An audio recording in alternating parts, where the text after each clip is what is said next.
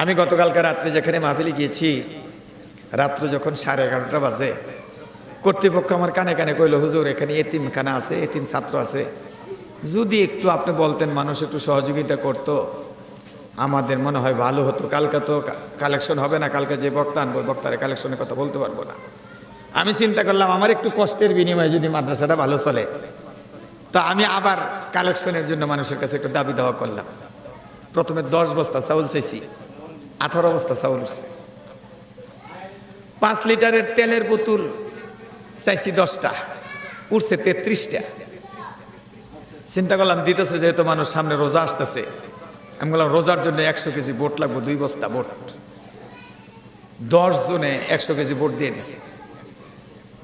বললাম চিনি লাগবে, 100 কেজি চিনি লাগবে, চিনি দিয়ে দিছে।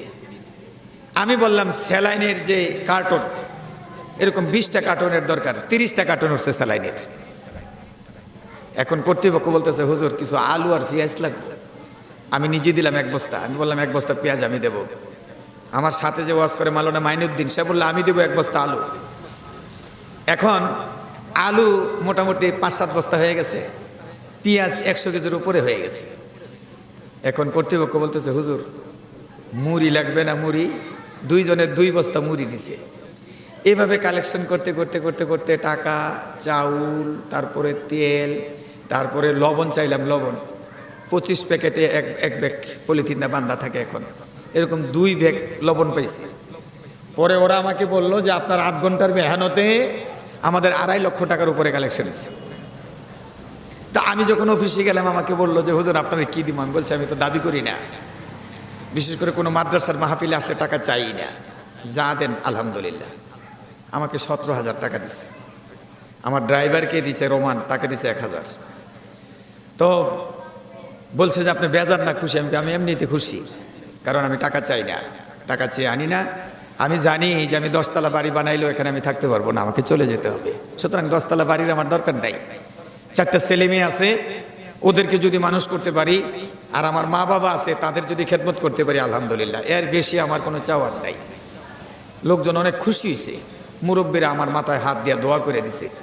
আমি মনে করি আমি দাবি করলে আরো 2-3 হাজার টাকা আমাকে দিত, 20,000 টাকা হয়তো দিত, কিন্তু তাদের দোয়াটা পাইতাম না। আজকে সমালোচনা করতো, কিন্তু আজকে তারা আমার প্রশংসা করতেছে জায়গায় জায়গায় বসে। অনেকে আমাকে ফোন দিছে, হুজুর খুব খুশি হয়েছি, এত সুন্দর আলোচনা করছেন, ভাল লাগছে। তা আমি মনে করি টাকার চাইতে দোয়ার প্রয়োজন বেশি, কারণ আল্লাহ যদি আমাকে সুস্থ রাখে আমি এতেই সুখী। একজন অসুস্থ মানুষকে জিজ্ঞেস করেন যে সে কত কষ্টে আছে।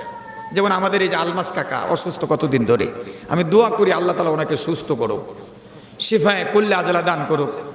উনি কত সুন্দর সুঠাম দেহের অধিকারী নৌজওয়ান ছিলেন, এখন অসুস্থ।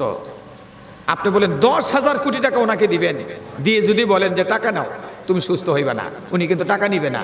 আর যদি বলেন যে আপনি সুস্থ হবেন আপনাকে 10,000 টাকা দিতে হবে, উনি বলবে 10,000 না 20,000 নাও, তবে আমি সুস্থ হতে চাই। কথা কোন ঠিক কিনা? তাহলে সবচেয়ে বড় নিয়ামত আল্লাহ তাআলার সুস্থতা। সুস্থতা হলো সবচেয়ে বড় নিয়ামত। এই জন্য আল্লাহর কাছে কাঁদবেন, দোয়া করবেন, মোনাজাত করবেন যে আল্লাহ আমাকে তুমি সুস্থ রাখো, আমি টাকা পয়সা চাই না, বাড়ি গাড়ি চাই না। অসুস্থ মানুষ যে কত অসহায়। একটা মানুষ যদি প্রস্রাব পায়খানা নিজে নিজে না করতে পারে, যত আপন হোক 2-3 দিন কাজ করে পরে মানুষ বিরক্ত হয়ে যায়, তার দিকে আর কেউ তাকায় না, তার কাছে কেউ যেতে চায় না, তাকে কেউ সহযোগিতা করতে চায় না।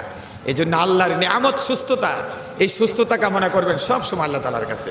বেশি বেশি করে আমল করার চেষ্টা করবেন, সকাল সন্ধ্যা আল্লাহ তাআলার জিকির করবেন, তাসবিহ করবেন, কোরআন শরীফ তিলাওয়াত করবেন।